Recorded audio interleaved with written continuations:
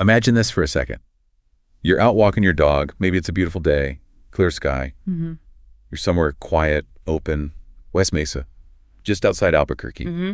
And your dog finds something, pulls at something in the dirt. You look closer, and your stomach just drops. It's a bone. And, instantly it's human. A truly chilling moment. That exact thing happened back in February 2009. And that one bone. Well, it was just the terrible start of something much, much bigger. One of the most disturbing cases in New Mexico, maybe the whole Southwest has ever seen. Absolutely. Because what police found next, it was like something from a nightmare. A mass grave, not all in one spot, but scattered across this desolate landscape. The work of someone who'd eventually be called the West Mesa Bone Collector. A grim title for a grim reality. So today, we're going to do a deep dive into this. The horrifying details, the victims, just the complete lack of answers that still haunts Albuquerque, and the questions that honestly still hang in the air out there. It's a case that leaves you with so many questions. That first bone discovery, it obviously sent shockwaves through the city. Police arrived, started searching, and the scene just kept expanding. It wasn't one body. It became clear very quickly they were dealing with something unprecedented for the area. A truly vast crime scene. Yeah. Eventually, the remains of 11 female bodies were unearthed. Yeah. 11. Plus, tragically, evidence of an unborn child as well. The sheer scale is just hard to comprehend. And beyond the number, a pattern emerged almost immediately. All 11 victims were women, females aged between 15 and 32, all Hispanic. Right. And investigators quickly suspected involvement in the Albuquerque drug scene, many believed to be working as prostitutes. Which is a crucial element we'll come back to. Definitely. But the way they were found, it wasn't a single pit. They were scattered, buried shallowly under that dry sand, baked by the sun, tangled up in tumbleweeds. Why is that significant, the scattering? Well, it suggests a few things. Maybe haste, or maybe a deliberate attempt to make recovery harder, to degrade evidence faster under that harsh sun. It certainly complicated things immensely for the forensic teams, and it speaks to a certain callousness, perhaps, about the disposal. And you could just picture the scene for law enforcement arriving, this huge exposed area. Yeah. Recovering the remains must have been painstaking. Incredibly difficult. It took a long, long time. And then identifying them, that was another hurdle. Many had been missing for years. Years. And the official cause of death, they listed it as homicidal violence for all of them. Standard terminology when foul play is certain. But here's the thing that it's baffling. Despite knowing they were murdered, the medical examiners, the forensic experts, they couldn't actually figure out how these women died. That is highly unusual, almost unheard of, really, for this many victims in one connected case. How does that even happen? What does that tell you? It points towards extreme decomposition due to time and the elements, absolutely. But it could also mean the killer used a method that left very few, if any, traces on the skeletal remains. Maybe suffocation, maybe certain types of poisoning, things that don't necessarily leave obvious marks on bone after years in the ground. So no clear method. No clear method. And compounding that, virtually no witnesses came forward, and almost zero forensic evidence was found at the burial site itself, other than the remains. Just the bodies. Essentially, yes. The only real links were the shared grave, this desolate patch of desert, and what police termed their high-risk lifestyles. It left investigators with very little to go on initially. They were working backwards from almost nothing. Despite all that, the pressure must have been immense. Police promised the families publicly that solving this was their absolute top priority. As you'd expect. They put together, a crack team of detectives. They brought in FBI profilers, specialists in serial cases, state agencies got involved. A huge effort. All hands on deck. But the answers just weren't there in the sand. The scene itself offered very few clues about the who. And then something else came to light. Something from before the discovery that casts a really disturbing shadow over the whole thing. This idea of the less dead. A very troubling concept. Apparently, back in 2007, so 2 years before the bones were found, a local reporter discovered something. The city only had one missing persons detective at the time. Which is already concerning for a city that size. Right. Oh. And this detective had compiled a list. 16 prostitutes reported missing between 2001 and 2007. 16. That number, that should have been a massive red flag. 16 missing individuals from a specific vulnerable group in that time frame, that screams serial predator. But according to the reports, to some in law enforcement back then, they were seen as Well, the quote was nothing more than just a bunch of missing hookers. And that's the core of the less dead concept. It's a bias, conscious or unconscious, where victims from marginalized groups, sex workers, drug users, the homeless, their disappearances aren't always given the same urgency or resources. They're seen as maybe having just moved on, or that it's somehow just part of the life. Exactly. Instead of immediately suspecting foul play, the disappearances might be dismissed or deprioritized. And that delay, it gives killers time. It allows patterns to go unnoticed for far too long. And the connection here is just devastating. Because eventually, 9 of those 16 women from that 2007 list, they were identified among the 11 found in West Mesa. 9 of them. Confirming the worst fears. Far too late. But that leaves 7 women from that original list unaccounted for. Their whereabouts still unknown. And that's the question that still haunts investigators.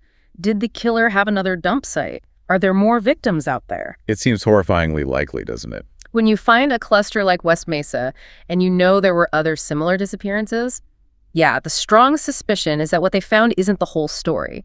Investigators believe they might find more remains elsewhere. It's a constant, nagging possibility. For the families of those other 7, it's an unending nightmare. So with the crime scene being, forensically sparse, the investigation had to focus on people, potential suspects, who could do something like this. They had to look at individuals with relevant histories or connections. One name that came up fairly early was Lorenzo Montoya.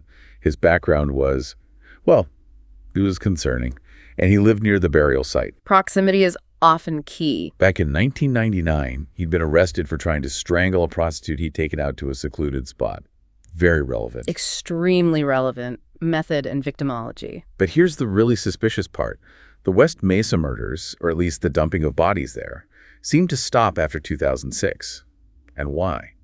Because Montoya himself was killed in 2006. How did he die? He was killed by the boyfriend of another prostitute, actually, apparently in self-defense during an altercation. Wow. So the timeline is striking. The killings stop right when he dies. Exactly. It's hugely suspicious, right?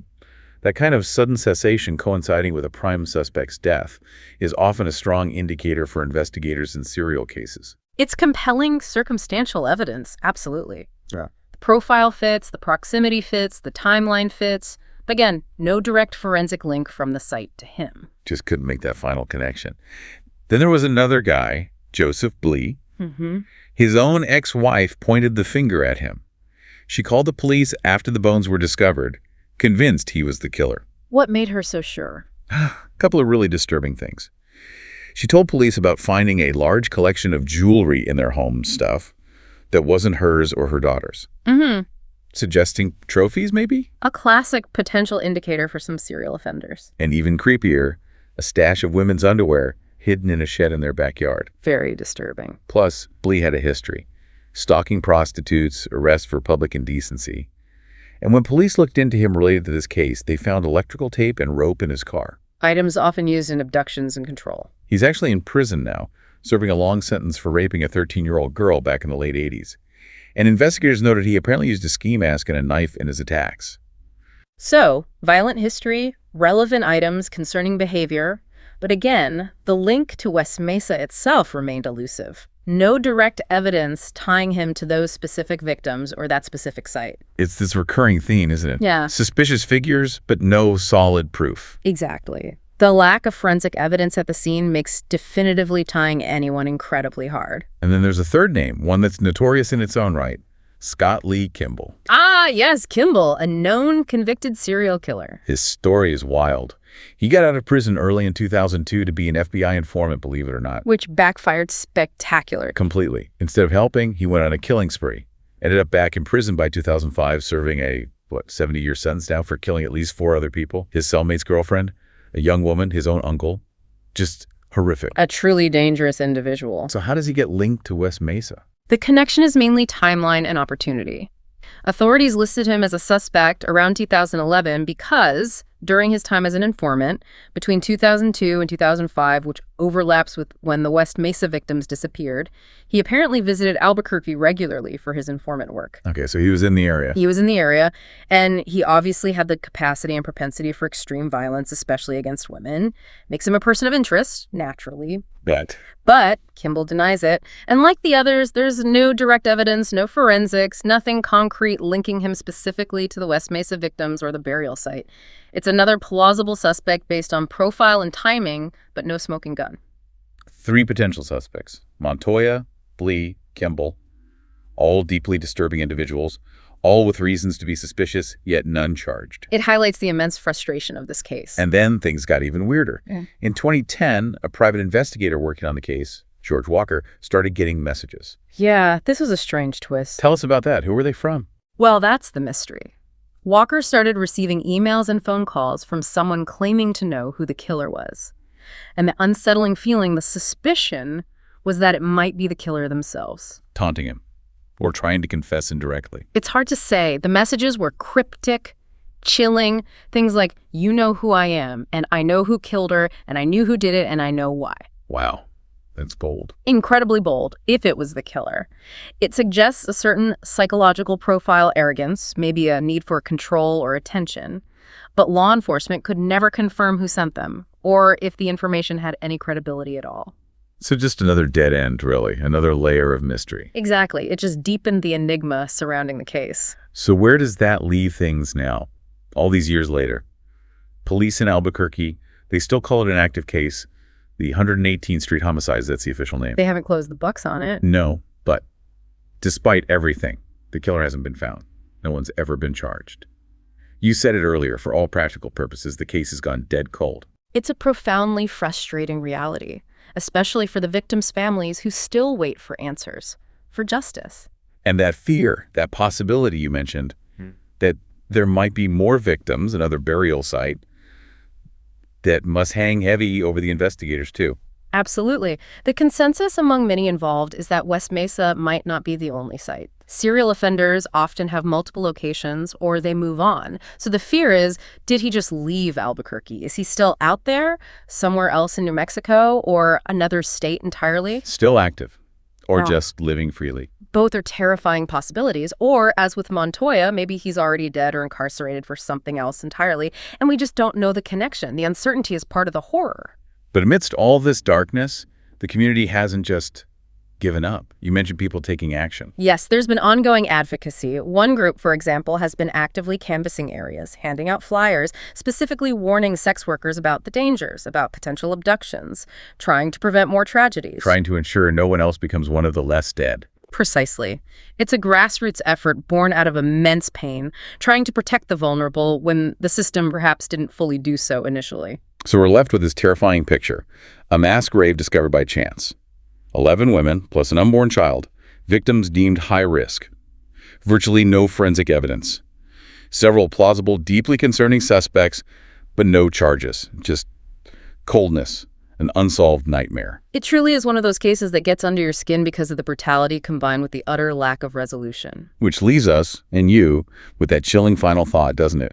That question echoing across the desert. Is the West Mesa Bone Collector already gone dead, perhaps, like Montoya, or is he still out there? Is he free, living somewhere in New Mexico, maybe somewhere else in America entirely, living quietly, or maybe even still active? Are there other boneyards out there waiting under the sun and sand? A truly haunting possibility to end on. Sleep well.